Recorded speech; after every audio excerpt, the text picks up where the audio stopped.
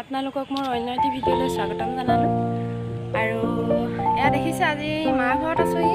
কালি আহোঁতে ভিডিঅ' বনাবলৈ নহ'ল আৰু এতিয়া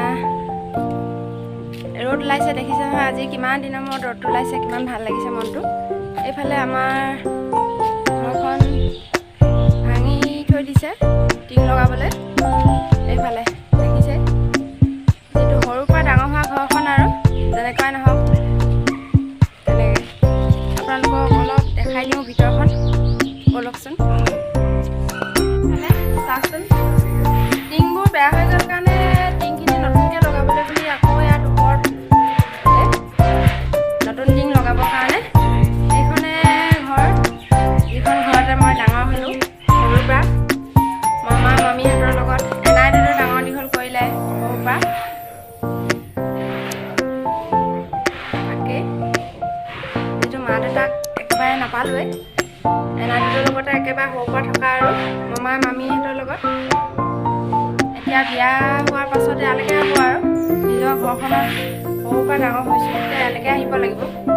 এয়া ভাঙি মেলি ধুনীয়াকৈ থৈছে, বনাই আছে আৰু মিস্ত্ৰী আহিছে ৰ'দ ওলাইছে কাৰণে। এইফালে আৰু থকা ঘৰখনো দেখুৱাই দিম কেনেকৈ লৈছে তেওঁলোকে। এইফালে আমাৰ মৰম মামাই এওঁ একদম সৰুৰ পৰা মৰম চেনেহ কৰি ডাঙৰ দীঘল কৰিছে। এইফালে কেঁচা পাকঘৰখন এখন আগৰ পৰা আছে দেই। আজিকালি টাউনত কেঁচা ঘৰ দেখিবলৈ নাপায়, গাঁৱতহে পাব আৰু কেঁচা পাকঘৰ। এইফালে আগৰ পৰা আছে বাৰু। এতিয়া তেওঁলোকে যোনফালে এইজনী মামী আৰু মামী মাক পাপা, এইফালে তেওঁলোকে থাকিবৰ বাবে ব্যৱস্থা কৰি লৈছে ইয়াত ধুনীয়াকৈ। আৰু আজি আপোনালোকক আমাৰ পাছফালৰ পথাৰখন দেখুৱামগৈ, য'ত আগতে আমি খেতি বাতি কৰি সাঁতুৰি নাদৰি ডাঙৰ হৈছিলোঁ। ব'লকচোন তালৈও যাওঁ। এনাইগৰাকী দেখিও কালি আহিলোঁ, তাৰপিছত আজি যামগৈ। সেনে সোমাম আহিম, পাছফালৰ পৰা আহি লওঁ।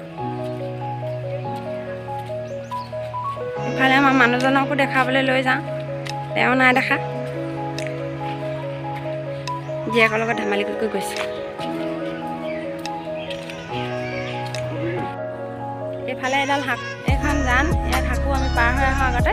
পানী হ'লেতো বহুত হয়, ইয়াত সাঁতুৰিবলৈ আহোঁ আগতে। এইফালে চাওক ইমান ধুনীয়া পৰিৱেশ ইয়াত। এয়া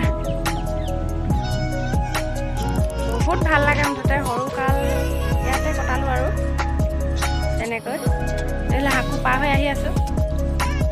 এইফালে আৰু ব'লক ইফালে দেখাম। আমাৰ ইয়াত মাটি আছে এখন, সেইকাৰণে বৰপথাৰ। এইখনে হ'ল বৰপথাৰ। এইখন একদম ডাঙৰ পথাৰ আৰু সেইকাৰণে নামটো হৈছে বৰপথাৰ। ইয়াত কেইবাখন গাঁৱে মানে খেতি কৰে। তাকে আৰু দেখুৱালোঁ আপোনালোকক আমাৰ গাঁৱৰ পৰিৱেশ। এয়া এতিয়া বৰষুণ দিছিলে নহয়, পানী হ'লেই পথাৰত। আৰু সেইফালে হাল বালে আৰু মানুহৰ যিহেতু খেতি কৰিবলৈ হৈছেগৈ। হাল এচাহটো বাবই আৰু প্ৰথমে চবেই মাটিটো কোমল হ'বলৈ।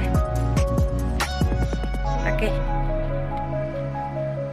এইফালে পুৰা গছ গছনি। তাত বহি আছে আমাৰ মানুহজন আৰু অকণমানিজনী। তেনেকৈ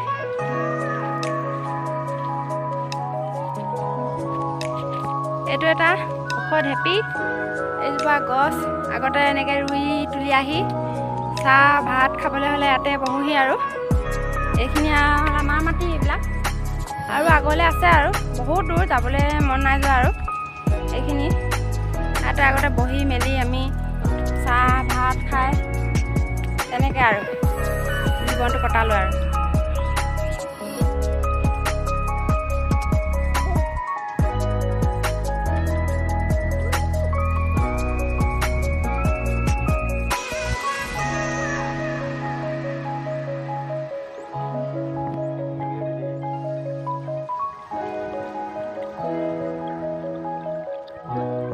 এইফালে যিহেতু বৰ ধুনীয়া ধুনীয়া ঢেকীয়া ওলাই আছে, ঢেকীয়া কেইডালমান ছিঙি লৈছোঁ ঘৰলৈ লৈ যাবলৈ।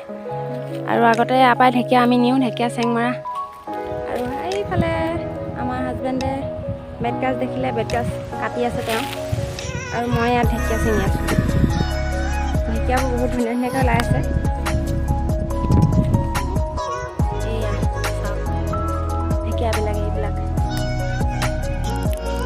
আগতে বহুত বেছিয়ে আছিল, আজিকালিতো বহুতে কমিলে ঢেকীয়া গছ।